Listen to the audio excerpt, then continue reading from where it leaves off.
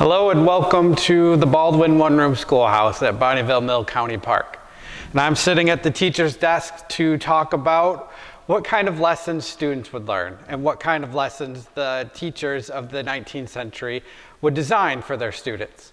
And it all revolved around the 3 R's as we know them today: reading, writing, and arithmetic.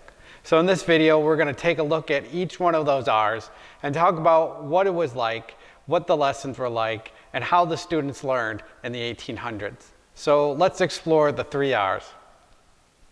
The first R out of the 3 R's of the One Room Schoolhouse: reading. One of the most important things that a teacher wanted to make sure that their students learned was that they knew how to read.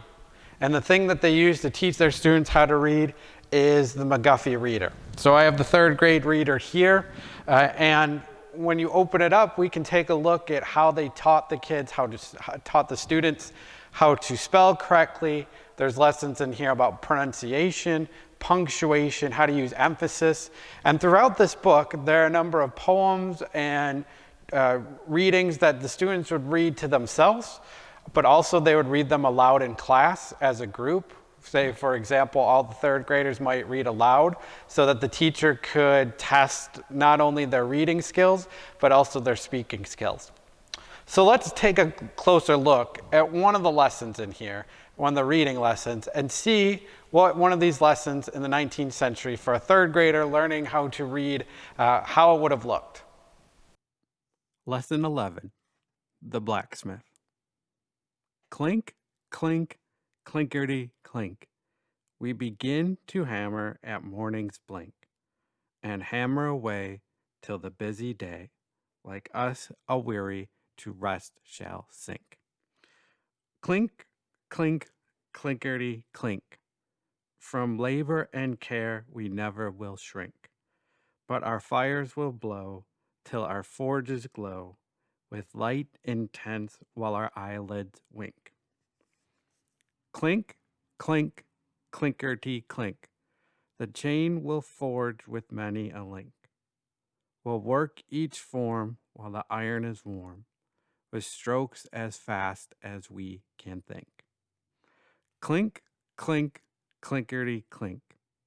Our faces may be as black as ink, but our hearts are true as men ever knew, and kindly of all we shall ever think. After reading, the second R is writing. Even though it starts with a W, it's acknowledged as the second R, so it's reading and writing. And when it came to writing lessons, students would use slate boards and slate pencils to perfect the way they wrote their letters. They would use upper and lowercase letters to begin with, and the way that they became sufficient and proficient in writing upper and lowercase letters was simple. The same way we do it today, through practice. Students of the 19th century in one-room schoolhouses would write their upper and lowercase letters A through Z over and over and over again. And once they got into writing upper and lowercase letters proficiently, then you move on to, as you can see how I've written it here on the board, cursive. Because when you became older, at the time, everything you would write would be in cursive. So your cursive had to be very precise, very legible, being able to be read and understood. And it was a very important thing to get cursive correctly, making sure all the letters form and look how they should, make sure all the I's are dotted and the T's are crossed.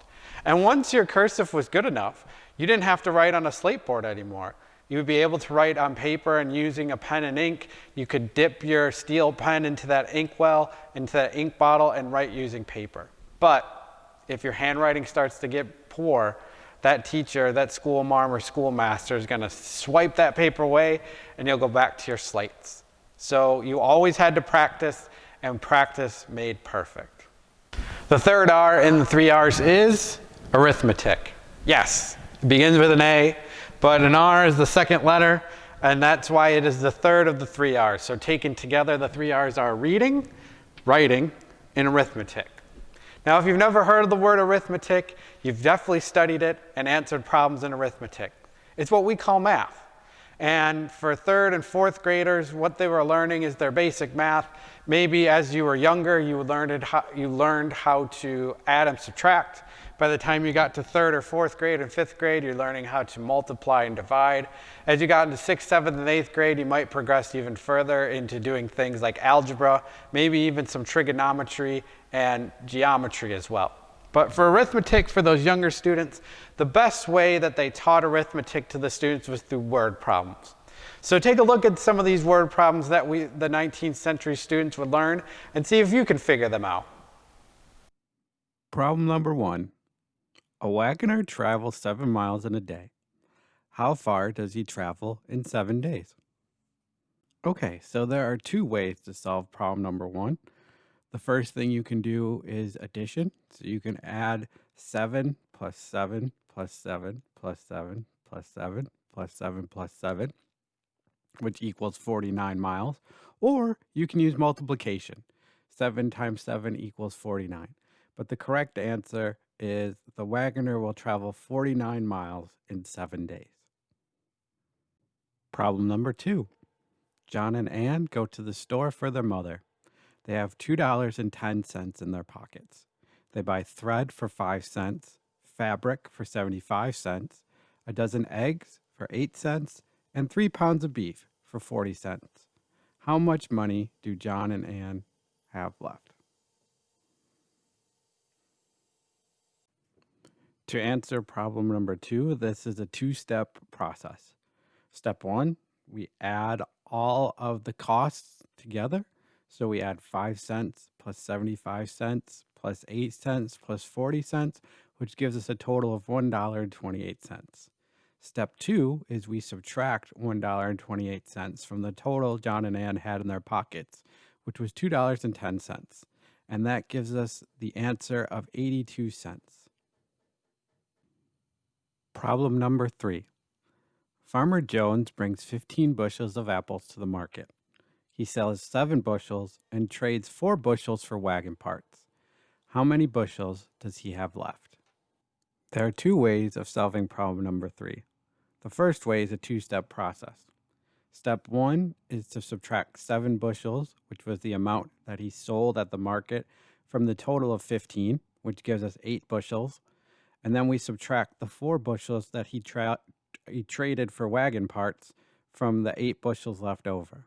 And that gives us the correct answer of Farmer Jones bringing home 4 bushels of apples. The second way to answer this problem is another 2-step process. Step 1 is to add the total number of bushels that Farmer Jones gave away. So we add the 7 bushels that he sold at the market, plus the 4 bushels that he traded for his wagon parts. So 7 plus 4 equals 11 bushels of apples. Step 2 is to subtract those 11 bushels of apples from the total that he brought, which was 15 bushels. So 15 bushels minus 11 bushels gives us the answer of 4 bushels of apples. So those are the 3 R's: reading, writing, and arithmetic. Something that we're all still learning in school today. Now, you're probably thinking, though, and you're thinking about your experience in school, and you're going to say, hey, wait, I learned a whole bunch of other different subjects, things like science, social studies, history, all those different types of things. Did the students learn those? And the answer is yes. They might have been different lessons, but if you think about it, those 3 R's that we're talking about, reading, writing, and arithmetic, are still in all of those other lessons. For example, if we're learning about history, we might be reading a book about Thomas Jefferson or learning about the Civil War, and we're reading things like newspapers or a diary from a soldier, and we need to know how to read, and we need to know how to look at those things and understand what they're saying. So we're using reading in history. If we're using things about science, especially when we get to chemistry, we're certainly using arithmetic when we're using different formulas, and we have to make sure that the chemicals all balance unless something, so the chemicals react properly and there isn't a big, huge accident. And if you think about other topics as well, other subjects, you'll probably think about it and you'll see that reading, writing, and arithmetic are all in those other subjects. So while they were focused on the 3 R's, they're still learning a lot of other different things, a lot of the same subjects that we still learn in school today. So their education was well-rounded, just like ours is. So I hope you enjoyed this video. Hope you learned something about the 3 R's, and we'll see you next time.